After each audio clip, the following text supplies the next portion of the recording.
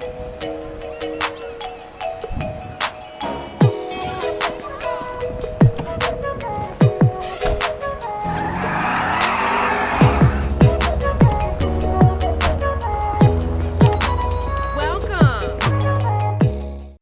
in unrelated news to this video, I sat down to record and the Bucks fired Adrian Griffin. They fired him while they have, I believe, the second best record in the Eastern Conference. I'm gonna wait before I fully discuss that one just because I've never seen a coach get fired in that scenario. Not this early, we're not even at All-Star break, so I kind of want to know if there's more news. However, he was not a championship coach, and I don't think Milwaukee was playing championship basketball. The record could be a little misleading. Still, I want to see if something else was behind this. I've not seen a franchise give up on a coach in this particular situation. Since I'm choosing to wait, I will go ahead and discuss Kevin Durant and his recent comments earlier this week where he is confused on why he's not in the GOAT conversation, and I'm just confused at Kevin Durant as a whole. His interactions with media, his interactions with fans. If you didn't know, if you're too young to remember, when I was growing up with social media, you rarely ever knew NBA players' thoughts outside of their scripted conversations and interviews and post-game press conferences. Anytime you saw them interact online with someone, it was a few words and it was a treat. It was super cool to see a thought from these guys because you just didn't get much. Obviously, they want a lot of you have grown up with. You see what they like on Twitter, you see their responses, you see what they tweet about, you know their thoughts concerning things which don't even have to do with basketball a lot of the times. So even just going through KD's recent interactions, which is part of what prompted this video, a reply from him to somebody else on Twitter, got me thinking a little deeper about what triggered it earlier. And he was basically telling some dude to fuck off, telling one guy that you gotta accept you won't change his mind on things and so forth and so on. Another one, I can sit at any table at any time and talk about basketball comfortably. You have no credentials in my world. It really goes on. And in January specifically, he's responded to a couple people who continue to bring up Golden State. As I said in a previous video, just mentioned on the main channel,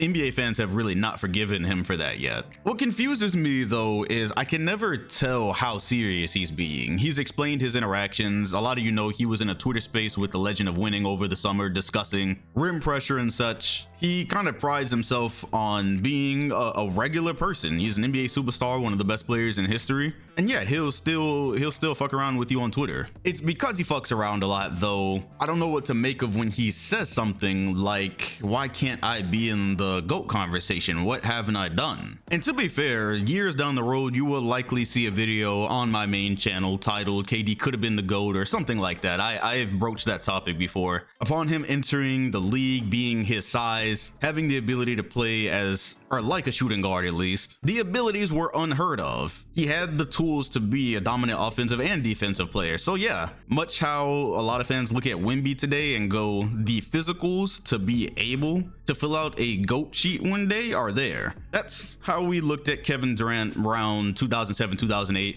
Even Michael Jordan, in an interview talking about Kobe and LeBron, they asked him to rank the two. He said Kevin Durant, jokingly. It was before KD had done anything yet. He was just pointing out the fact he was going to probably throw his name in there. So those were the expectations. If you didn't remember, KD also went to the finals 5 years into his career. That was his first appearance in 2012. It took LeBron 4 years to get to the finals. I have a whole video detailing his team's misfortunes, factors that held him back from ever actually winning in OKC. And you fast forward all these years later, he's got the MVP, he's got scoring records, he's gonna move further into the top 10 as his career progresses, despite the fact he lost a lot of time recently due to injuries. He's got the championships, he's got the Olympic medals, and skill-wise, yeah, if you were ranking a list of players just based off of skills and talent, I'm pretty sure he ends up top 10, top 5. You do rankings how everyone does them, where you take into account talent and also career. I don't even understand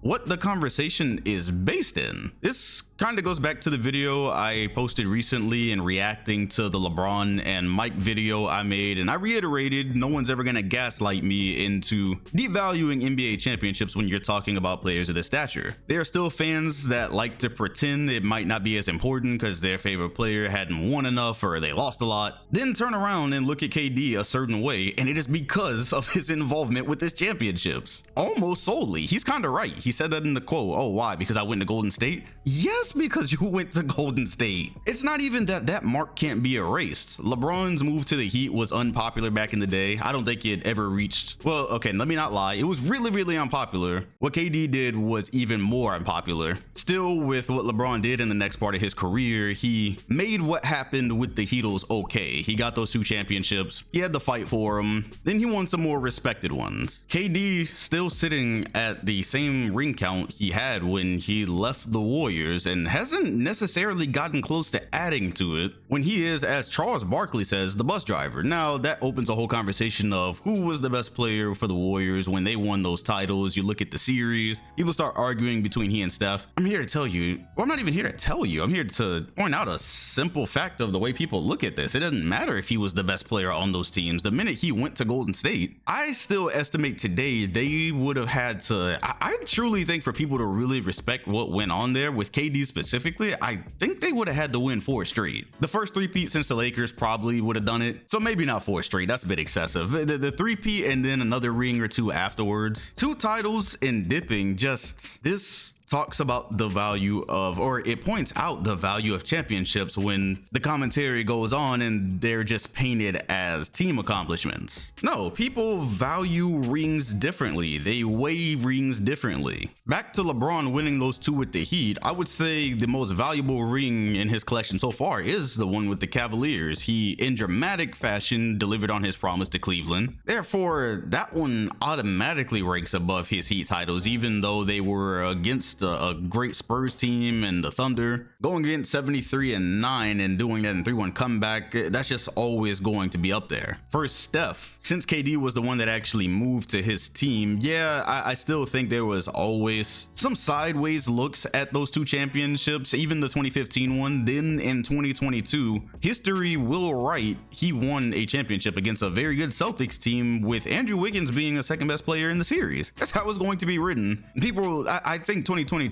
is going to get rated higher and higher, but for now, it's most definitely his most valuable championship. You're going to see it in a video I post in a couple of days where Jason Kidd probably could have had 2, 3, 4 titles. He retired with 1. And the reason he didn't, he talked himself out of going to San Antonio. He told Popovich and the crew he was going to play with them after he lost to them in the NBA Finals. He committed, went on the plane, and thought to himself, I just can't do it. I can't stand next to these men on ring night that won the championship off my back and then join them and win with them. That was part of it anyways. That's a part he disclosed. And had he have won those rings, I mean, Jason Kidd is not in the GOAT debate or anything. He's the top point guard of all time though. It'd be looked at differently. Of course, he probably could have skated by a bit easier than KD given this was pre-social media. Hell, we're talking 04, 05. There'd have been a hate train, not nearly as strong. Still though, I was thinking in my mind about this conversation earlier, and I go to Allen Iverson, who retired ringless, and I truly believe his career today in hindsight is more respected than it would have been if he somehow ended up with Kobe and Shaq after 2001. I really do, because KD, to be clear, I don't ever say his championships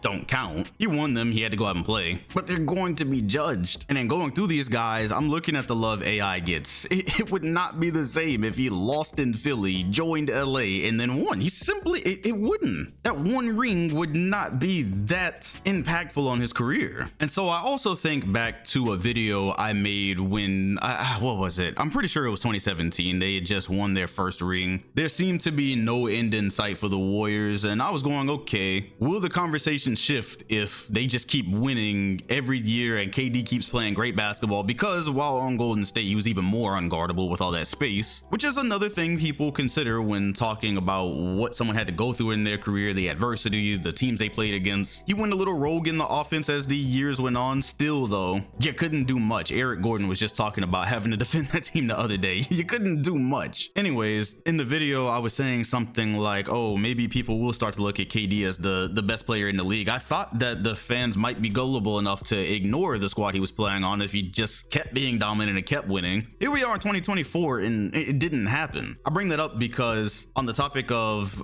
quote, what haven't I done, he might feel as if, oh, well, LeBron James was winning titles and he could have won more, and then I basically put a stop to that. Yeah, on Golden State, you didn't just, it's not the same as Michael Jordan in the 90s stopping a number of stars from winning more titles or winning titles at all. Not only did you do it in a crazy fashion, you went and ruined what was an amazing rivalry at the time. 15, they didn't really get to play a healthy series. 16, obviously Golden State had their issues. It was still on more of an even playing field. As fans, we all wanted to see them duke that out one more time and really settle the score. He fucked that up. For that reason, we're not here 6 years later talking about how KD went out and changed LeBron's legacy. It's more of a meme. We look at the finals graphic from 18 and go, I can't believe we had to sit through this. And so seeing how much he replies to this conversation and still entertains it at all, and now knowing he believes, I guess he really believes he belongs in the GOAT conversation. I've always felt part of the reason, outside of everything that proceeded with Draymond Green and him arguing and calling him names, all this stuff that pushed him away from Golden State, I kind of always felt he would be looking elsewhere, knowing how people perceived these championships, and he would want to go win one like Steph did. I thought that anyways, and he went with the Nets. They almost immediately got James Harden. I didn't know how that championship was going to be looked at. We didn't have to have that conversation either way. Then he went to the Suns. For a second, people were talking about how powerful that team was. Obviously, if they had have went on to win, I still think that would have been pretty incredible, given Aiden is not the player people thought he was, and also just the amount of time they would have had to put that together in. I believe that would have been pretty incredible. Over the summer, you get another big three. You got Beal and Booker. I would say, as where we stand right now, I know they haven't been healthy most of this year. Still, I cannot see a world where, as they play basketball today on both sides, they end up winning the title. So even though the names are there, a title right now with the Suns,